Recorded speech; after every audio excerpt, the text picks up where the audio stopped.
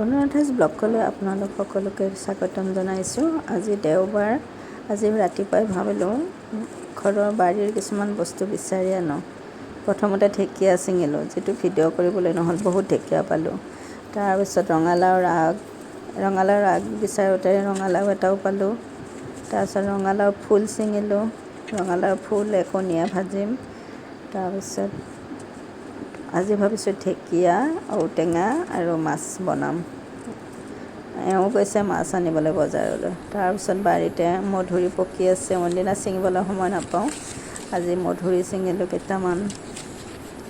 বৰ ধুনীয়া মধুৰিকেইটা, খাবলৈ খুব মিঠা। নিজৰ ঘৰৰ বাৰী, মই ৰোৱা এই গছজোপা মই অনলাইনত আনিছিলোঁ, ফ্লিপকাৰ্টৰ পৰা পুলিটো। খুব ভাল, একদম চাপৰতে লাগে। তাৰপিছত এই বস্তুখিনি আজি পালোঁ, শাক চবজি গোটেইখিনি গোটালোঁ। ঢেকীয়াখিনি ভালদৰে ধুই এনেকৈ হাতেৰে মিহি মিহিকৈ, গোটেই মিহি নহয়, হাতেৰে কাটি ল'লোঁ। ঔটেঙাটো ডোখৰ ডোখৰকৈ মই কাটি ল'লোঁ। গোটেই বেছিকৈ ঔটেঙা দিলেও বেছি টেঙা হ'ব, গতিকে মই গোটেইখিনি নিদিওঁ বাৰু, দুটুকুৰামান দিম। ঔটেঙা ঢেকীয়া সকলো ধুই ল'লোঁ ভালকৈ। খৰাহিত পিচি থ'ম ঢেকীয়াখিনি অলপ সময়। তাৰপিছত এয়া অকণমান ঔটেঙাখিনি সিজাই ল'লোঁ। ঢেকীয়া ধুই লোৱা, কাটি লোৱা ঢেকীয়া, মাছ, পিঠাগুড়ি, তাৰপিছত ফোড়নৰ কাৰণে পাঁচফোৰণ আৰু শুকান জলকীয়া ল'লোঁ। কেৰাহীত তেল গৰম হ'ব দিলোঁ।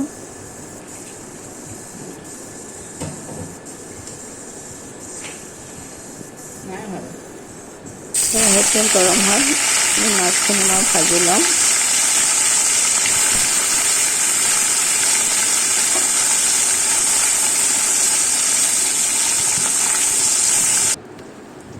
এতিয়া মাছখিনি ধুনীয়াকৈ ভজা হৈ গ'ল।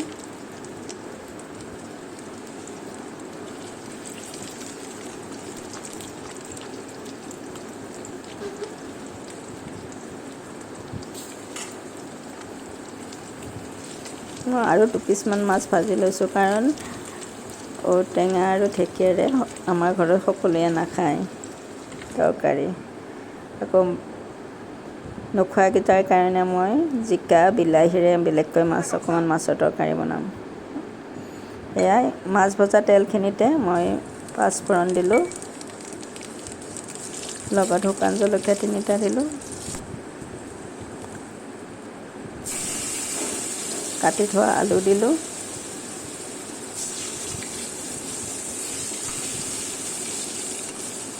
আলুখিনি অকণ ভাজি লওঁ।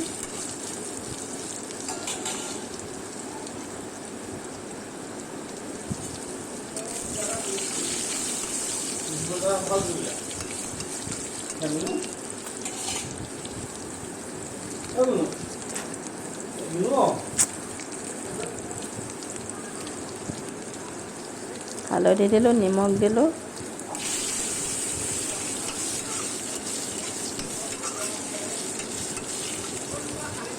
আলুখিনি অকণমান ভজা হৈ গ'ল। এতিয়া মই তাত ঢেকীয়াখিনি দি দিম।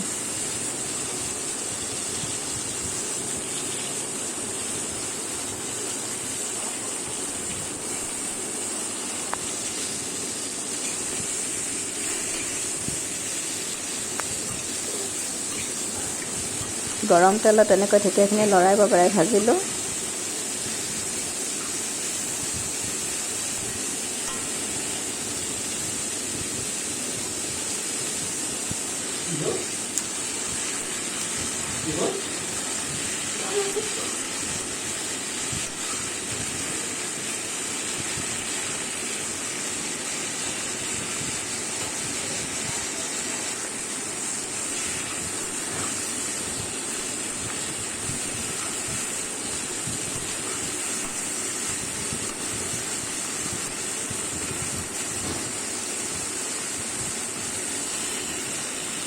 এতিয়া মই তাত দিলোঁ অকণমান সিজাই থোৱা ঔটেঙা। ঔটেঙাটো অকণমান সিজাই লৈছিলোঁ মই, ঔটেঙা দি দিলোঁ।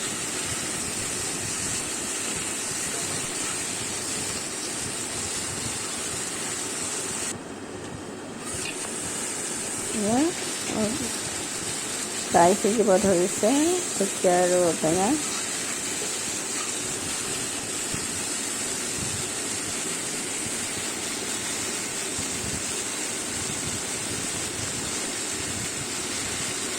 এতিয়া ইয়াত মই অকণমান কাটি থোৱা বিলাহী দি দিম। বিলাহীটো অপশ্যনেল, নিদিলেও নাই, কিন্তু মই বিলাহী দিলে ভাল পাওঁ তৰকাৰীখন, সেইকাৰণে বিলাহী অকণমান দি দিছোঁ, কাটি থোৱা বিলাহী।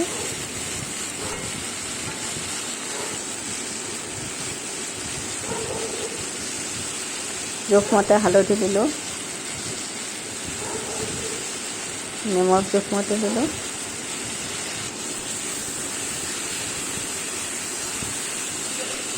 মাছ ভাজোঁতে নিমখ দিয়াই আছে, আলুখিনিও ভাজোঁতে অলপ দিছিলোঁ, গতিকে নিমখটো মই অকণমান কমাই দিম।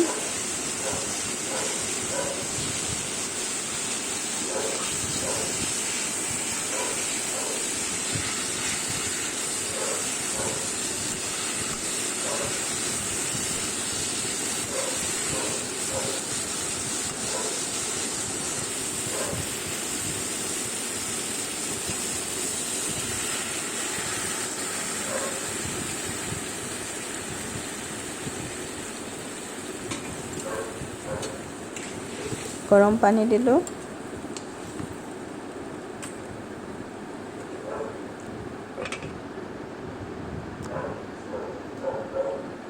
দুই মিনিটমানৰ কাৰণে ঢাকোন মাৰি থৈ দিলোঁ। ইফালে মই যিখিনি পিঠাগুড়ি লৈছিলোঁ, সেই পিঠাগুড়িখিনি ঠাণ্ডা পানী দি অকণমান এনেকৈ ঘুটি ল'লোঁ।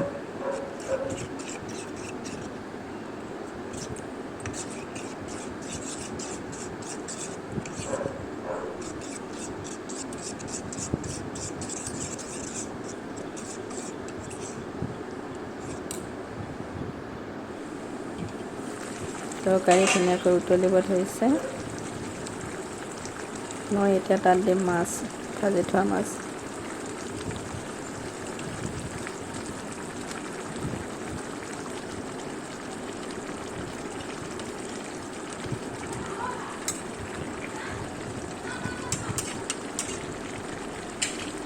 ধুনীয়া কালাৰ এটা আহিছে মাছৰ তৰকাৰী। এতিয়া মই ইয়াত দিম গুলি থোৱা পিঠাগুড়ি।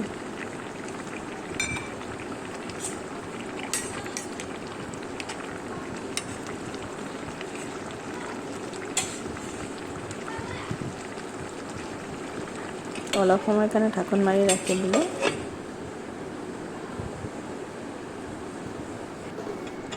হৈ গ'ল আমাৰ ঢেকীয়া, ঔটেঙাৰে ৰৌ মাছৰ তৰকাৰী।